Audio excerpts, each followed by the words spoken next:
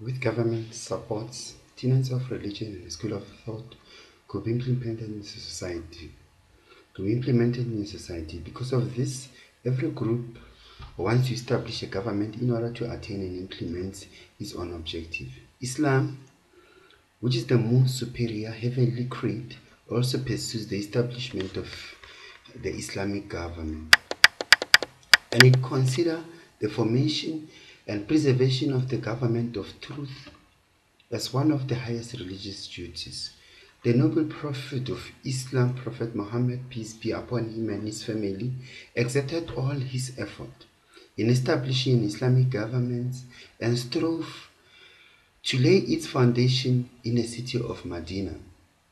After his death, despite the inspiration of the infallible Imams, peace be upon them all, and distinguished ulama to continue this Islamic governments, the governments that came into being, with an exception of the few cases,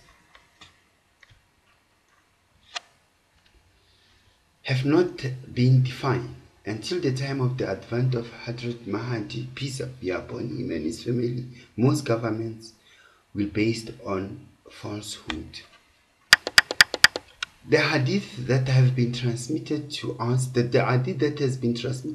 from prophets, peace be upon them and families, and the Imams describe the government's prayer to the advance of Mahdi in general items. We will now point out some of the characteristics, despotism of governments.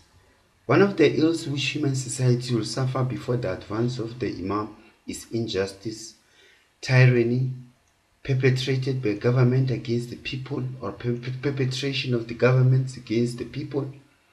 In this regard, the Messenger of God, peace be upon him, has said, the world will be filled with tyranny and injustice, such that there will be fear and horror in every house. Hazrat Ali alayhi salam, peace be upon him and his family, have said, the world will be filled with tyranny and injustice, such that there will be fear and grief in every house. The Imam Bahir said, Hadrat Qaim will not rise except at such a time full of fear and dread. This fear and dread will mostly stem from the rule of despotic and obstinate ruler in the world before the advent of the Mahdi. In this regard, Imam Bahir said the Imam will rise at a time when the helms of offense will be in the hands of the tyrants. Ibn Umar said, at the end of the time, a noble man, having wealth and children, will wish for death because of the suffering and adversity he has experienced from the rulers.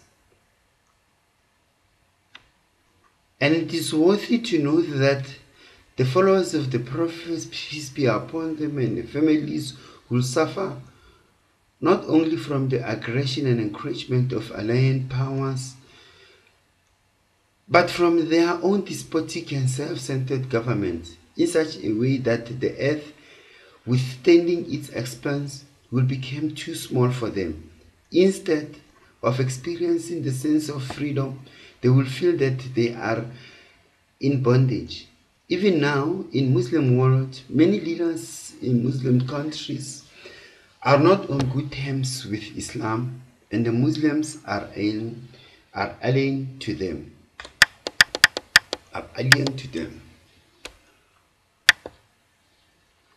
In this context, it is narrated in the Hadith, the noble messenger of Islam said, at the end of the time, a greatly calamity greater than which has been heard of will be experienced by my ummah in such a manner that the vastness of the earth will become narrow for them, and the earth will be filled with injustice and despotism to such an extent that the believer will not find any sanctuary in could seek the refuge. Some hadith have been emphasized the Muslims' entitlement with self-centered leaders and give glad tidings to the advance of universal soldier after the rule of oppressive rulers. The set of hadith has made mention of 3 types of government that will emerge after the noble messenger of Islam, peace be upon him and his family. These 3 types of government are the following: the Caliphate, the Emirates, and the kingdoms, and finally the tyrants. The noble Prophet, peace be upon him and his family, said, "After me the Caliphate will rule, and after the Caliphs the Amir will come, followed by the kings, and after them the tyrants and the oppressors will rule.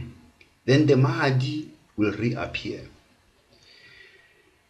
The compassion of state, or the compassion of states.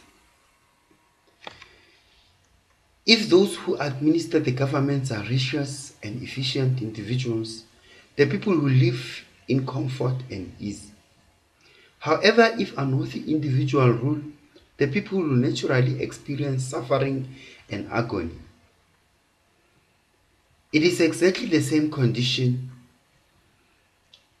which will prevail in the period prior to the advent of Hadrat Mahdi, peace be upon him and his family. At that time, the states will be formed by treacherous, transgressing, and oppressive individuals. The noble Prophet of Islam said, "A time will come when rulers will be oppressors, commanders will be treacherous, judges will be transgressors, and ministers will be tyrants." Influence of women on governments. Another problem that is discussed concerning the governments during the end of time is dominance and the influence of women, who will either direct the rule over the people or subject the rulers under their sway. This subject has various ramifications. In this regard, Hadrat Ali, peace be upon him and his family, said, "A time will come when corrupt and adulterous individuals will live in coquetry and bounty, and the ignoble will acquire position and status, while the just men will become weak." It is asked, when will this period come to pass? He said, "It is at a time when women and bondswomen take charge of the affairs of the people and young stars became rulers."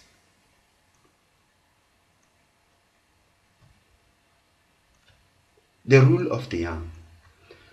Rulers are supposed to be well experienced and good managers in order for the people to live in comfort and ease. If in their stead youngsters or feeble-minded people will take charge of affairs, one will seek to refuge in God from the evil of sedition, fitna that will arise. In this regard, it will suffice to mention 2 hadith. The noble Prophet, peace be upon him and his family, stated, "Seek refuge in God from the first 7 years and the rule of youngsters." Sayyid ibn Masib said, "A sedition, fitna will come to pass, and its beginning will be the game of the young." The instability of government. A young government with political stability is one capable of serving the people of a country. For it is a state of continuous change. It will be incapable of undertaking great tasks in the country. The government of the end of time will be the shapeless, and sometimes a government will assume office at the beginning of the day and will be removed by sunset. In this regard, IMAAM Sadiq, peace be upon him and his family, said, "How will you be when there will be no Imam to guide? Will you remain without knowledge and learning and be fed up with each other? It will be the time when you will be put to a test, and the good and the bad from among you will be separated from each other, and the chaff shall be separated from the grain. At that time the swords will be sheathed and the unsheathed ultimately, while war will be ablaze. A government will assume office at the beginning of the day and will be deposed and removed by bloodshed at the end of the day."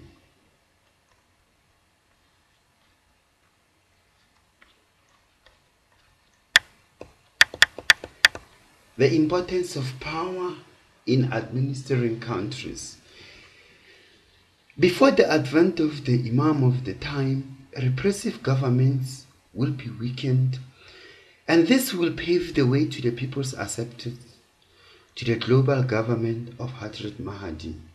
In this regard, Imam Sajid, peace be upon him and his family, had said concerning the noble ayah or verse, "When they see what they are promised, they will then know who is weaker in supporters and fewer in numbers." The promise that has been given in this verse or ayah is related to Hadrat Qayyim, peace be upon him and his family, his companions, supporters, and enemies. At a time when the Imam of the time rises up, his enemies will be the weakest of enemies and will have least number of forces and armaments. Allahumma salli Muhammadin wa ali Muhammad.